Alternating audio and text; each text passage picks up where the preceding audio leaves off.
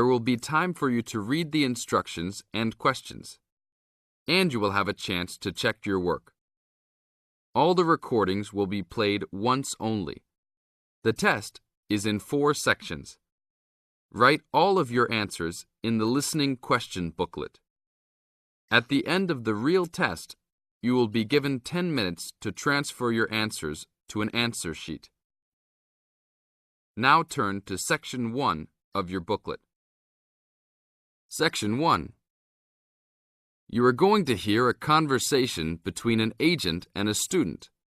First, you have some time to look at questions 1 to 6.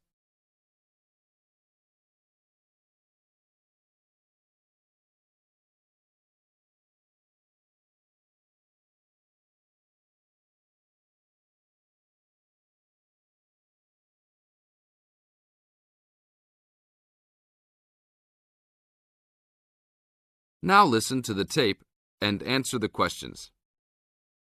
Good afternoon. Good afternoon. Do you rent apartments here? Yes, among other things. Are you looking to rent an apartment? Maybe, but I think I might actually be more interested in renting a house. Do you rent those as well? Yes, we do. Will you be renting alone? No, I have 2 friends that will live with me, but I'll be the primary renter. My friends don't have a source of income, which is kind of disappointing, but I do. I'm an artist, and I've already sold a number of paintings. I just moved to town to try to get more of my work shown. Oh, so you would like to be near the uptown area? That's where most of the galleries are, right? Yes, and there's a large area of homes only a couple of blocks away. Great. I don't have a car, so I prefer being within biking distance of the galleries. That would certainly be possible. Well, let me see. There's a large 4-bedroom house right off Main Street. That sounds good. I'd love to have extra rooms for my paintings. How much is it per month? Around $950. Ouch, that's too much for now. Do you have anything a bit cheaper? I have a 3-bedroom that's for $650. That is definitely affordable, but I did want at least 1 extra room. Is there anything else with more rooms? Oh, here's another 5-bedroom that's vacant right now. It's further away, about a mile from the gallery area, but they're only asking $800. That's a deal for so much space. Well, a mile isn't so bad. It's only a 5-minute bike ride, and that price is okay. I'd like to see that one. Can you give me the address? Sure. It's on 1566 Honeysuckle, Honeysuckle Drive, Wood Heights.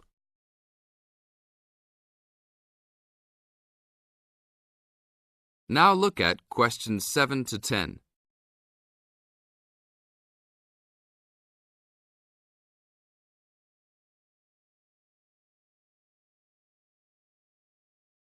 As the talk continues, answer questions 7 to 10.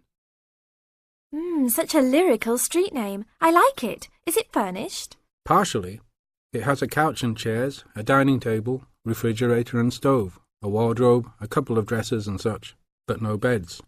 Does it have a washer and dryer? It doesn't say here. But why don't you go and take a look? Here's a key. Just bring it back today before 5. We'll do that. An hour or 2 later. Hi, you're back. How did you like it? A lot. But I know why it's listed so low. A couple of windows are broken and they definitely need to be fixed. I'm surprised no one has broken into the house and taken anything. That should be fixed right away. No problem. I'll get a work crew out there today. That should be fixed even if you don't rent it yourselves. Did they have a washer and dryer? No, but I can wash clothes by hand until I find good used ones. There was another thing, though. The tiles in the kitchen floor were broken and lying all over the place. You'd need to put in a new kitchen floor as well. OK, I'll talk about that with the landlord. If you can do those 2 things, then I'll take it as soon as you're ready. This is the end of Section 1. You now have half a minute to check your answers.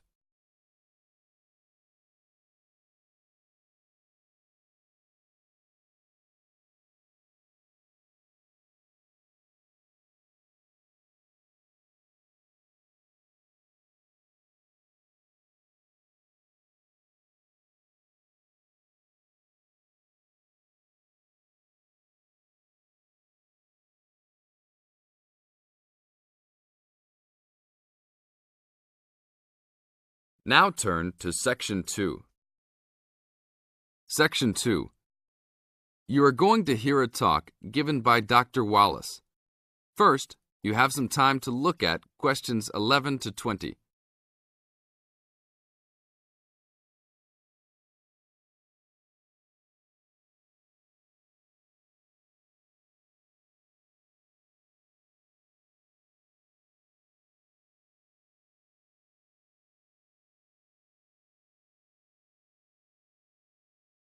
Now listen to the tape and answer the questions.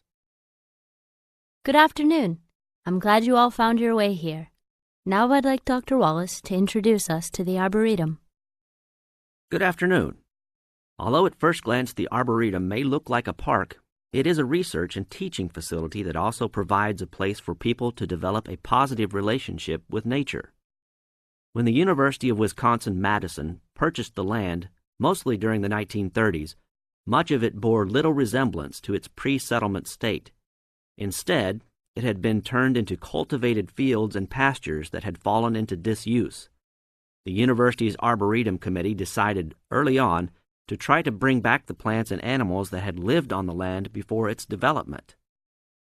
Though they may not have anticipated it at the time, the committee's foresight resulted in the Arboretum's ongoing status as a pioneer in the restoration and management of ecological communities.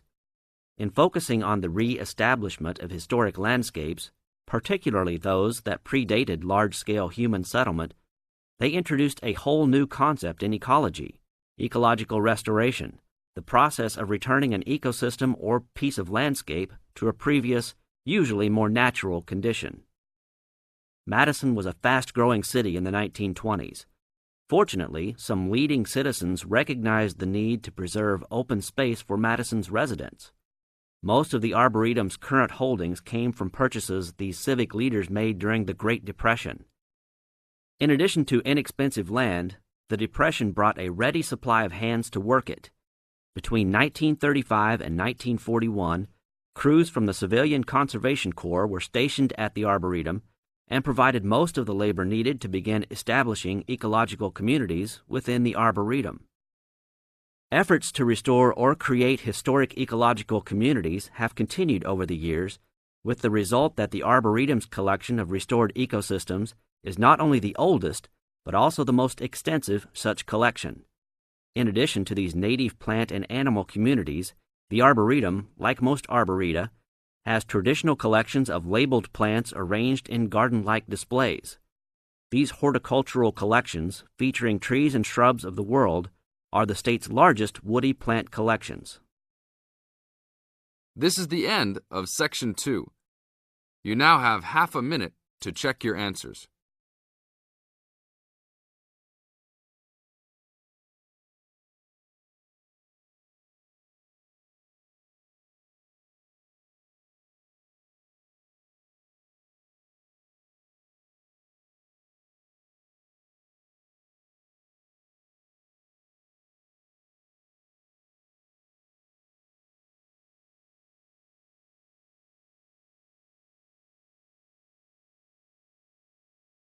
Now turn to Section 3. Section 3. You are going to hear a conversation on rivers.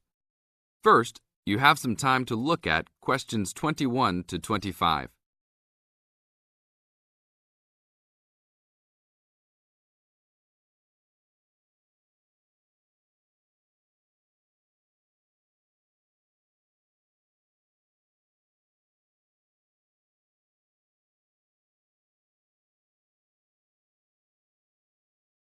Now listen to the tape and answer the questions. Please tell me about the current state of the Amazon. We have increased deforestation, increased human population relating to deforestation, and a role of fire in the Amazon on a scale that's never been seen in history. At the same time, you can see progress in trying to counter that negative trend. How do you see this?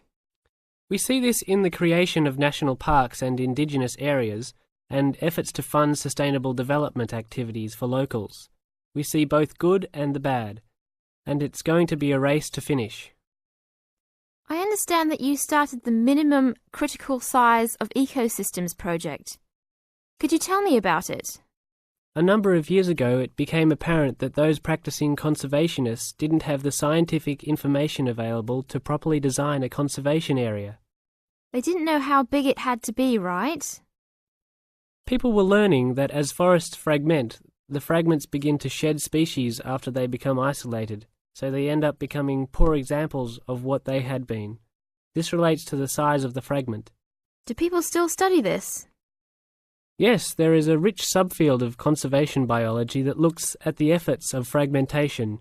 One of the consequences is a general policy response to set up protected areas that are fairly large, something on the order of 1,000 square kilometres.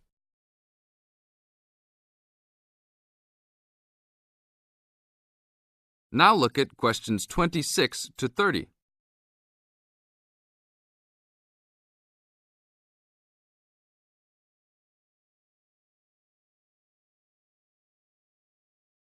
As the talk continues, answer questions 26 to 30. Can you talk a little bit more about the forest fragmentation? As habitats are destroyed, they are accompanied by habitat fragmentation.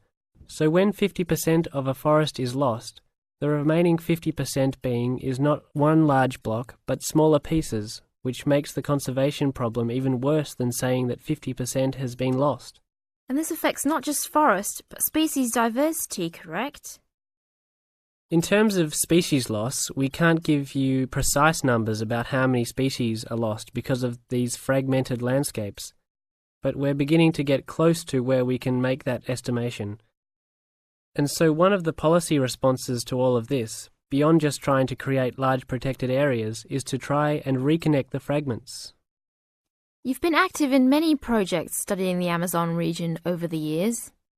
Can you tell us about that process of understanding the Amazon?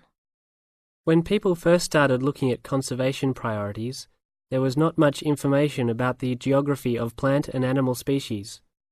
One of the first clues was an analysis done in 1969. This looked at bird species and found geographic clusters of species which occurred nowhere else. And those are priority areas for conservation. Was this when people began prioritizing refuges? Yes, it was the first time that someone looked basin-wide at priorities, giving priority to so-called refugean areas. Was this when the new trend to use geographic information systems, or a GIS, started? That was in 1990 after we worked out a whole set of biological and conservational priorities and produced a big map using GIS. What are some of the things that GIS does? Well, there are several advantages of using a geographic information system.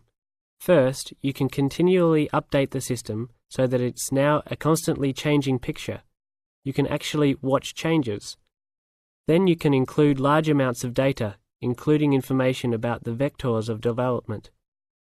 Roads, railroads, pipelines, hydroelectric projects, etc. And finally, because it is accessible on the internet, it makes this information available to anyone who's interested. This is the end of Section 3. You now have half a minute to check your answers.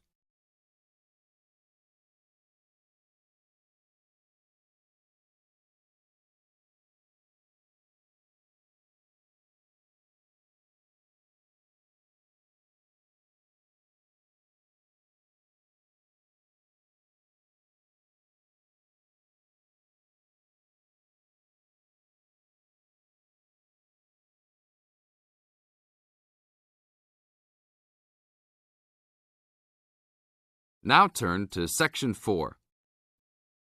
Section 4. In this section, you are going to hear a talk on wild rice. First, you have some time to look at questions 31 to 40.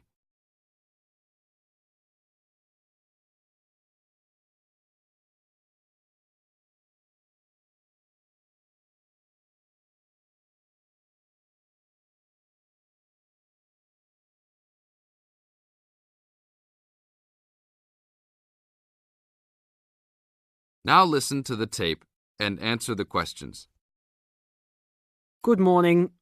Today we'd like to talk about wild rice. Contrary to what many people believe, wild rice is not rice at all, but a grass. Much of it sold in the world today is not even wild, but rather cultivated varieties that do not occur naturally. Wild rice is really an annual aquatic seed found mostly in the upper freshwater lakes of Canada, Michigan, Wisconsin, and Minnesota in North America. Indians gathered wild rice before any explorers set foot on the North American continent. Early explorers were greatly impressed with the strength and hardiness of the woodland Indians and attributed their vitality to their ample servings of wild rice. Wild rice can grow in water as shallow as 3 or 4 feet along marshes and muddy waters. A tall plant, it grows to a height of 8 to 10 feet, with a long flower cluster that reminds one of a narrow broom. The grains in their husks on the tall stalk look somewhat like oats. Truly wild rice is a challenging crop to grow, even today. It's very susceptible to failure due to weather conditions. If a heavy windstorm comes along just before harvesting, the seeds can be blown into the water, ruining an entire crop. Harvesting at just the right time becomes a matter of beating the birds to it, since wild rice is considered a delicacy by many birds living in the area. Other challenges include insects, disease, poor drainage, and high waters. If the grains are too green, they are difficult to thresh or beat out of their husks. If left on the plant too long, even a few days too long, they fall off the plant into the water. Airboats have brought about recent improvements in commercial harvesting of the wild rice, while newer techniques for parching, winnowing, and hulling have been a help in saving time and labour. Still, it takes about 3 pounds of grass seed to yield 1 pound of wild rice. Buyers should be aware of 2 types of wild rice, gathered and commercial. Foraged or hand-harvested wild rice is gradually being pushed out of the market by hybrid commercial varieties. Hand-harvested wild rice makes up less than 20% of the market today. Heirloom varieties of this foraged grain still exist. In fact, it is the only heirloom grain sold commercially. However, package labels can be deceiving. Though the label may read Indian harvested or organic, the product may be hybridized wild rice placed in freshwater lakes and gathered by Indians in airboats. Hand-harvested, organic, and from the Great Lakes region is the real thing, with superior flavour and aroma, but it may be difficult to find. Though wild rice is one of the most expensive grains, it goes a long way. Some say that 1 pound of the grain can feed 30 people. To compensate for its high cost, try combining wild rice, half and half, with brown rice. For a truly colourful presentation, try 1/3 of each: white rice, brown rice, and wild rice. This is the end of Section 4. You now have half a minute to check your answers.